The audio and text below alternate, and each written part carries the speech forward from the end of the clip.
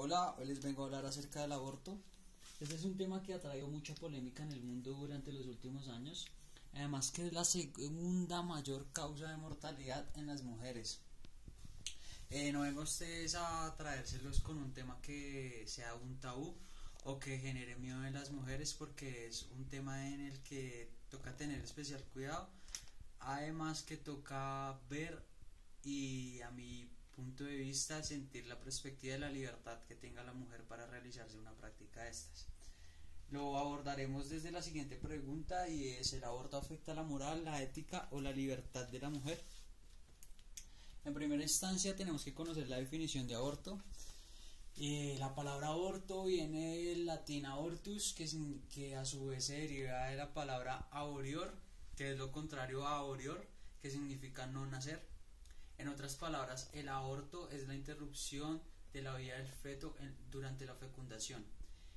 Esta interrupción debe hacerse durante un tiempo preestablecido que lo establece la sociedad en donde estemos ubicados. Este tiempo varía desde 14 semanas a 20 semanas de fecundación.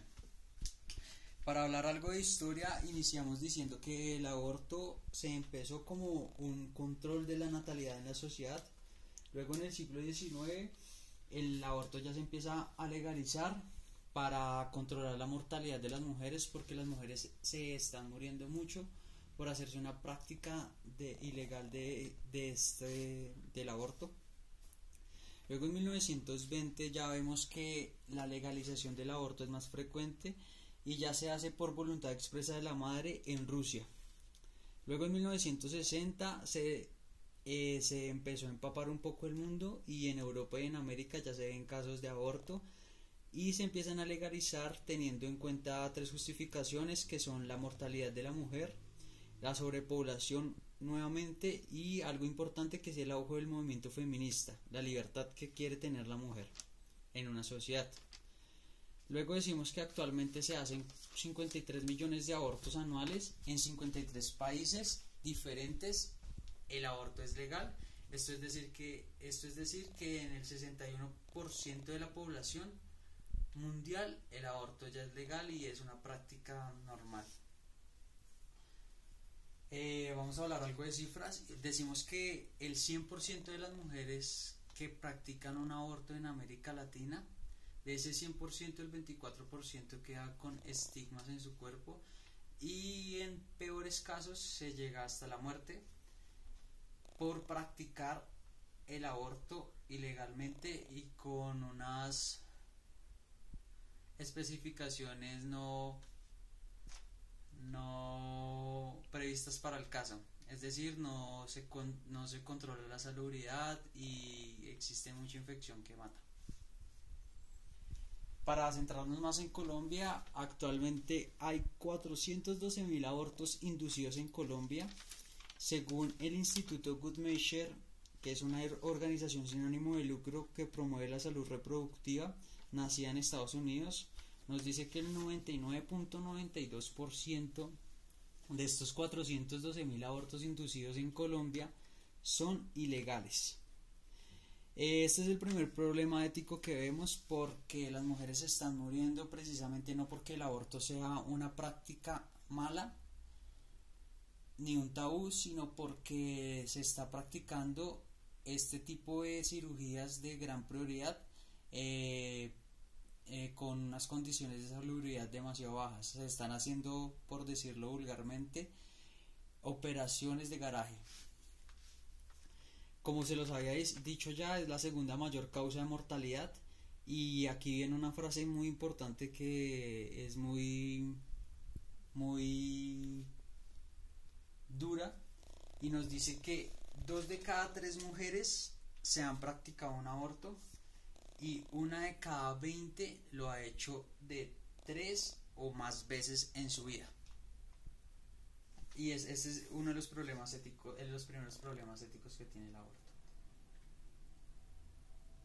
Para hablar un poco de la situación jurídica del aborto en Colombia, nos dice que el aborto en Colombia lo acobija la ley 599, instaurada en el año 2000, y en el artículo 122 y 123 dice textualmente: El aborto será penalizado de 1 a 3 años de cárcel para la persona que lo haga y para la persona que lo deje hacer.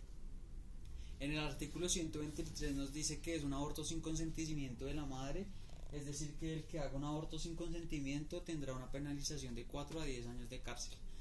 En esa misma ley, en la sentencia C355 nos dice que la mujer no tendrá ninguna penalización jurídica si el aborto se hace por 3 consentimientos, que es la mortalidad de la madre, porque el feto tenga alguna malformación de nacimiento o porque la madre haya sufrido algún tipo de violación y esta fecundación haya sido de este índole. Vamos a hablar algo delicado, que es la postura de la religión. Como sabemos, pues este es el grupo social que más se opone al aborto. Para justificarlo, en el libro más importante de la religión, que es la Biblia, tenemos algunas citas bíblicas en donde nos habla que la vida es vida desde el primer momento. Entonces es vida desde que somos fecundados y matamos, estemos en la barriga o no. También se justifica porque la vida es inviolable desde la concepción y porque la lucha por la familia tiene que ser lo más prioritario. La anterior, que es la postura religiosa, es el problema moral, porque muchas personas tienen susto de hacer alguna de estas prácticas precisamente porque se acobijan mucho a esta norma. Ahora hablamos de una postura liberal. Esta postura nos habla de un desprendimiento del pensamiento religioso y ético. Un texto muy bueno que se llama El aborto desde un punto de vista liberal, escrito por Jorge Balín, nos habla de varios puntos de vista interesantes, que son los siguientes. Dice en una de sus frases que el aborto o que el feto es propiedad de la mujer, es propiedad como es propiedad un riñón de un hombre o un hígado de un hombre. Entonces el feto, mientras esté en la mujer, es propiedad de la mujer y ella puede hacer con él lo que quiera. Para concluir esta breve presentación acerca del aborto, digo que el aborto siempre deja algún tipo de huella, aunque las cifras nos dicen que los abortos son mucho más frecuentes entre mujeres de entre 20 y 24 años, en las cuales nunca va a dejar una huella. Siempre el aborto va a dejar una huella. Es importante siempre verlo el caso para poder justificar un aborto y tener en claro que tenemos que hacer, si vamos a hacer una intervención de estas, tenemos que hacerla en un lugar en donde nos preste la salubridad necesaria para el caso, y porque tenemos que cuidarnos de infecciones y de operaciones de garaje.